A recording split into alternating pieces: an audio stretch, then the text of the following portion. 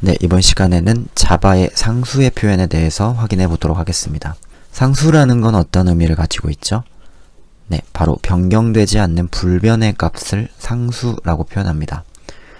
예를 들어 원주율 이런 것들이 있을 수 있겠네요. 자, 반대로 변수는 어떤 거예요? 변경할 수 있는 값입니다.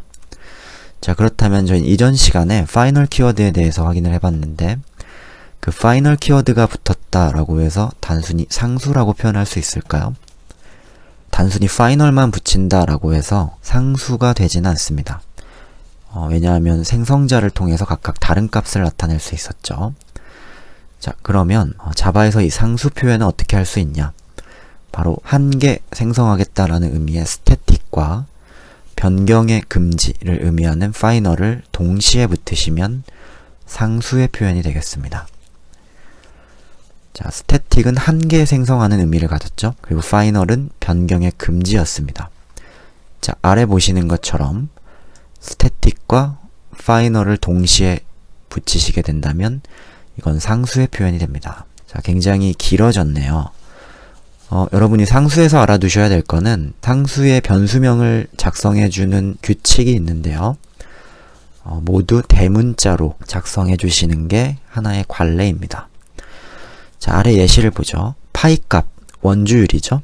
자, 그러면 public, 어디서나 사용할 수 있고, 그 다음에 static, 한 개 생성하며, final, 변경의 금지, 그리고 데이터 타입은 더블형의 이름은 파이라고 적었습니다. 그렇다면 이 값은 영원히 바뀌지 않는 상수에 대한 표현이 된다 이거죠. 자, 상수 마찬가지로 반드시 초기화를 해주셔야 되며, 그리고 상수의 사용은 바로 static과 같은 방법으로 사용하실 수가 있겠습니다.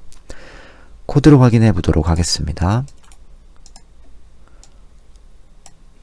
패키지로 constant라고 선언하겠습니다. 자, 여기에 클래스로 table라고 선언을 하죠. 자, 여기에는 원주율의 값과 산소의 질량 이런 것들을 한번 표현해 볼까요? 자, 여러분이 상수로 나타낼 수 있는 건 바뀌지 않는 고정값입니다. 자, 그럼 public 한 개 만들겠다 static final 자, 더블형의 파이라고 써볼게요. final의 특징 때문에 반드시 초기화를 해주셔야 됩니다. 3.14라고 초기화하겠습니다. 이번에는 산소의 질량 이런 걸 나타내 볼까요? 자, static final int라고 써보죠. 32다. 이렇게 나타내실 수도 있겠네요. 자, 그 다음에 지구의 반지름 이런 것도 한번 표현해 볼까요? public static final long 타입으로 적겠습니다. 자, earth 라디우스라고 하죠. 자, 마찬가지로 6400 그리고 롱타입은 L이라는 걸 붙여주셔야겠죠. 바로 상수의 표현은 이런 형태가 되겠습니다. 자, 그렇다면 상수의 사용을 한번 해보죠.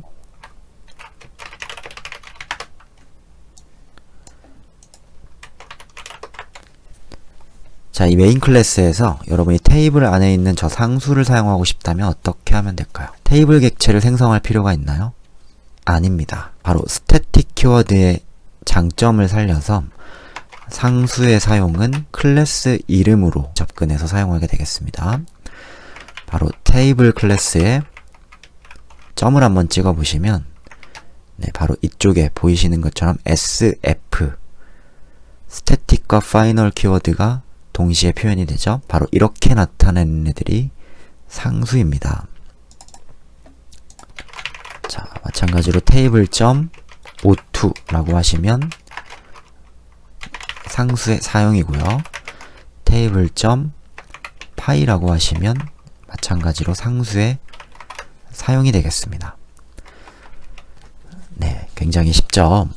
자, 그럼 이런 상수들은 저희가 어디서 볼 수 있냐? 바로 여태 사용했던 math 클래스에 있는 값 확인해 볼까요? 바로 math에 점을 찍으셨을 때 SF 보이시나요?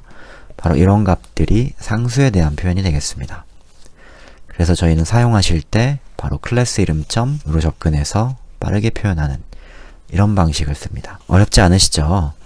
그럼 이 자바에서 상수의 표현에 대해서도 다시 한번 확인을 하시면 될 것 같습니다. 이번 시간은 여기까지 하도록 하겠습니다.